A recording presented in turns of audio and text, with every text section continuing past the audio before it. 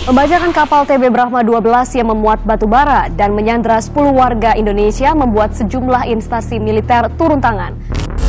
Jenis kapal berbendera Indonesia yang dibajak di perairan Filipina berjenis tugboat dengan nama kapal Tunda Brahma 2 dan satu lagi jenis tongkang dengan nama Anan 12. KRI milik TNI Angkatan Laut ini membawa 9 orang pelaku perompakan. Operasi bajak laut kembali marak. Media pun tak henti-hentinya menyorot berbagai operasi bajak laut maupun penangkapan para bajak laut oleh pihak terkait.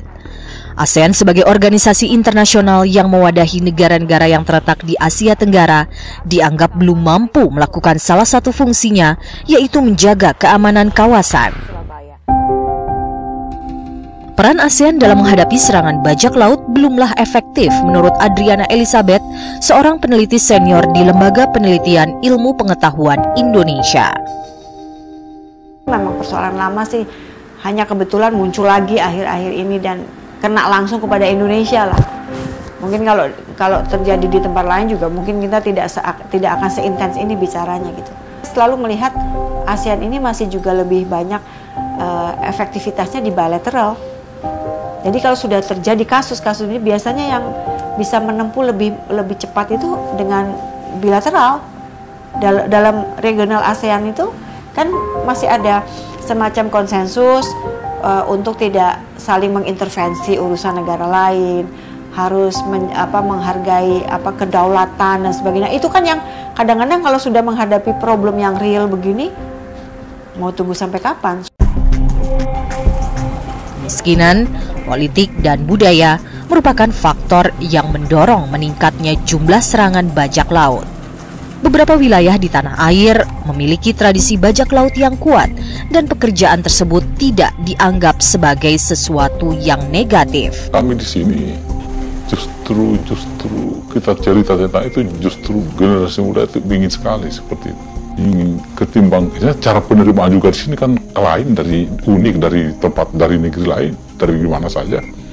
Karena kita justru alumni kita seperti itu justru luar biasa kita disanjung. Bukannya disanjung, bukan jadi sesungguhnya kan jadi harus sampai masyarakat.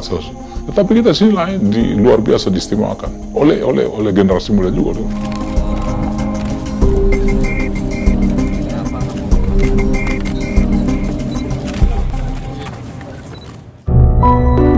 Pemuda di wilayah yang memiliki tradisi bajak laut yang kuat mulai dipantau untuk direkrut semenjak mereka masih di kampung halaman. Kalau bajak laut ini bukan rekrutmen, hanya si A itu pernah ke situ, dia lihat apa rekor kita juga di dunia hitam, bahwa orang seperti itu wajib digalang waktu itu.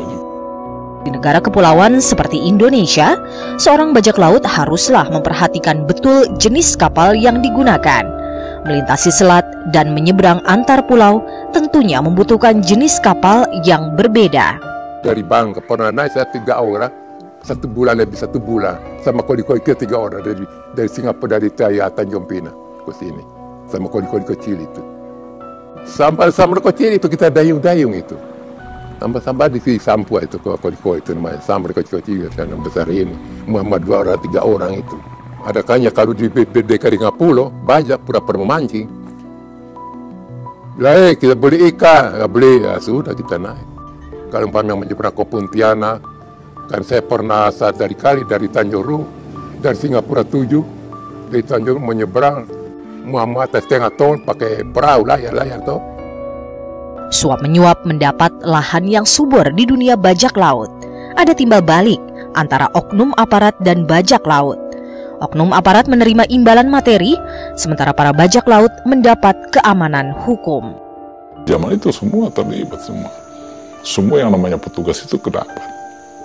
Tergantung kelompok apa, kelompok mana. Kita menawarkan dong kita. Tapi sudah memang kerap. Kita sudah berteman bagus baru kita berani bicara itu. Difasilitasi, kan kita difasilitasi.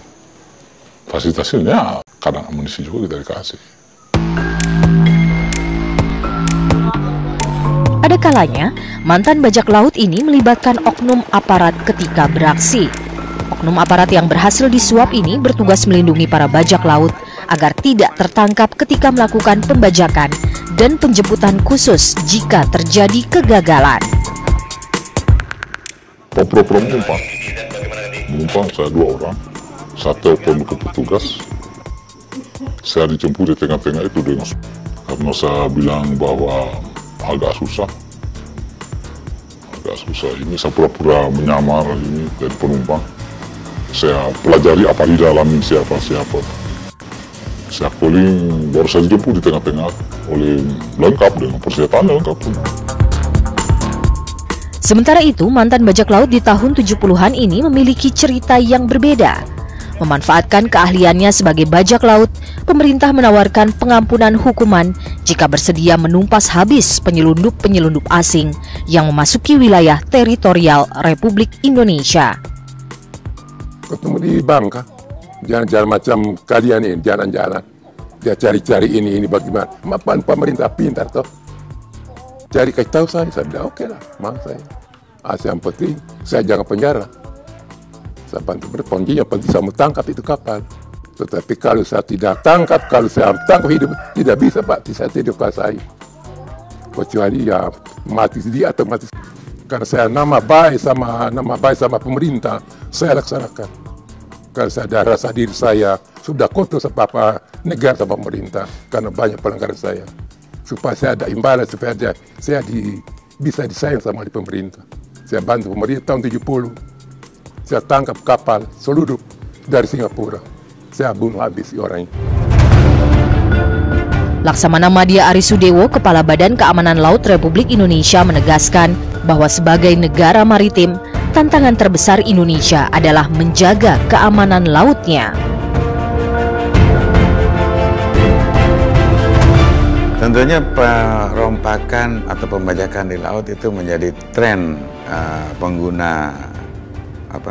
tren negara maritim atau negara pantai yang memiliki laut, aktivitasnya banyak di laut. Itu kami mencoba menggalang kerjasama dalam konteks capacity building untuk membangun kepercayaan, saling percaya bahwa kita peduli terhadap keamanan laut. Dan di situ juga kapal-kapal lintasan luar negeri, misalnya di Selat Malaka yang sedang lego jangkar di Selat Phillip, banyak mengalami ada gangguan seperti itu. Dan bukan hanya Bakamla, Angkatan Laut juga sudah fokus ke sana, sehingga kriminalitas di bidang itu agak turun gitu. Nah, dari kesulitan itu teknologi berkembang, mulai kita adopt dari mulai sistem komputer, intralink, segala macam. Kemudian ditambah alat, ya ke depan makin maju, gitu loh. Radar dikembangkan, stasiun bumi dibangun, satelit dimainkan, sehingga perpaduan antara satelit, radar, dan long range itu akan bisa untuk membangun sebuah pusat informasi maritim. Dengan membangun pusat informasi maritim, akankah Indonesia mampu menjaga keamanan perairannya dengan menumpas habis bajak laut dan perompak yang telah berabad-abad mengganggu Nusantara?